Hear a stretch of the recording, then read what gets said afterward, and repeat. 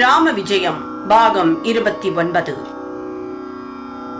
அங்கிருந்து மாருதி ராவணனின் இளைய தம்பியான விபீக்ஷணனின் அரண்மனைக்கு சென்றான். ராமனின் பக்தனான விபீக்ஷணன் அரண்மனை மிகவும் சுத்தமாக இருந்தது. விபீக்ஷணன் தினமும் வழிபடும் ராமனின் அதாவது விஷ்ணுவின் விக்கிரகமும் கூட அங்கே இருந்ததைக் கண்டு மாருதி மகிழ்ந்தான். அங்கிருந்து கும்பகர்ணன் அரண்மனைக்கு சென்று நீங்காத துயிலில் ஆழ்ந்திருந்த அவனை கண்டான். குவியல் குவியலாக அந்த இடம் முழுவதும் நிறைந்திருந்த மனித மிருக எலும்புகள் மற்றும் சதை பிண்டங்களைக் கண்டு அருவருப்புற்றான். எங்கு தேடியும் சீதையை காணாமல் ஆத்திரமடைந்து தன்னை எவரும் கண்டுபிடிக்காத வகையில் உருமாற்றிக் கொண்டு அரக்கர்களையும் அரக்கிகளையும் பல விதங்களில் துன்புறுத்தலானான். பானைகளில் அவர்கள் தண்ணீர் கொண்டு வரும்போது தனது வாளால் அவற்றை உடைத்தான். வீதிகளில் சென்ற இளவரசர்களின் தேர்களை உடைத்து நொறுக்கினான். ஒரு நாள் நாவிதன் ஒருவன் ராவணனுக்கு முகசவரம் செய்யும் போது தனது வாளை அந்த நாவிதனின் மூக்கில் மாருதி நுழைத்தான். தடுமாறி போன நாவிதன் தவறுதலாக ராவணனின் மீசையை வெட்டிவிட்டான். ஆத்திரமடைந்த ராவணன் நாவிதனின் முகத்தில் ஓங்கி அறைந்தான். அந்த சமயத்தில் மாருதியும் ராவணனுக்கு ஒரு அறை கொடுத்தான்.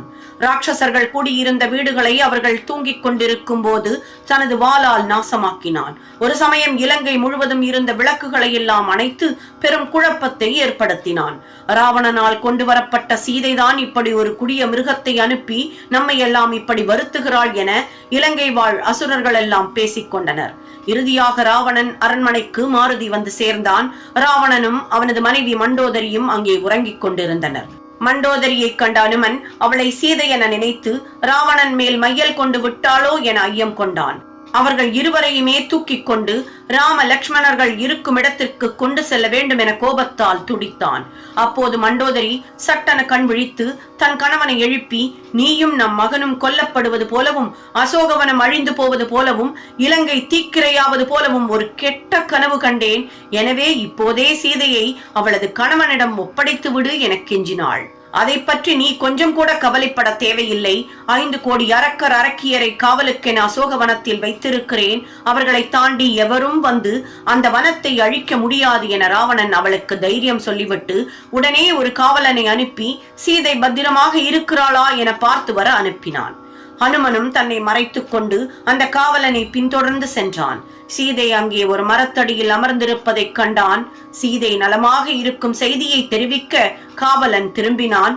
மாருதி அசோக வனத்திலேயே தங்கினான். ஓம் ஜெய் ஸ்ரீராம். ராம விஜயங்கிற அற்புதமான இந்த பதிப்பை இதுவரைக்கும் தமிழ்ல இப்படி கொடுத்திருக்காளா அப்படிங்கறது தெரியாது. ஆனா ராமனுடைய அவதாரம் ஏற்படுறதுக்கான காரணம் அதற்கு முந்தைய நிகழ்வுகள் எல்லாம் ரொம்ப ரொம்ப சுவாரஸ்யமானது. பல பேருக்கும் தெரியாத பல உண்மை சம்பவங்கள் இதுல அடங்கி இருக்கு.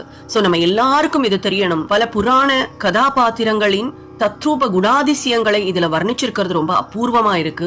கண்டிப்பா இந்த பதிவை முடிஞ்ச அளவுக்கு மற்றவளுக்கும் ஷேர் பண்ணுங்க. இதை கேட்கறதுக்கே நம்ம பல புண்ணியம் பண்ணிருக்கணும்னு சொல்லுவா.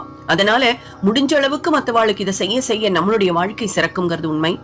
சப்ஸ்கிரைப் பண்ணாதவா கண்டிப்பா சப்ஸ்கிரைப் பண்ணி ஒரு லைக் அண்ட் கமெண்ட் கொடுக்கலாம். உங்களுடைய வியூ என்ன அப்படிங்கறது கமெண்ட் பாக்ஸ்ல சொல்லுங்க. எப்பொழுதும் சந்தோஷமாகவும் சௌபாகியமாகவும் இருக்க வாழ்த்துக்கள். ஸ்ரீராம ஜெய ராம ஜெய ஜெய ராமா. ஸ்ரீராம ஜெய ராம ஜெய ஜெய ராமா. ஸ்ரீராம ஜெய ராம ஜெய ஜெய ராமா. ஸ்ரீராம ஜெய ராம ஜெய ஜெய ராமா. தொடர்ந்து இணைந்திருங்கள் ஓம்கார் சரித்ராவுடன்.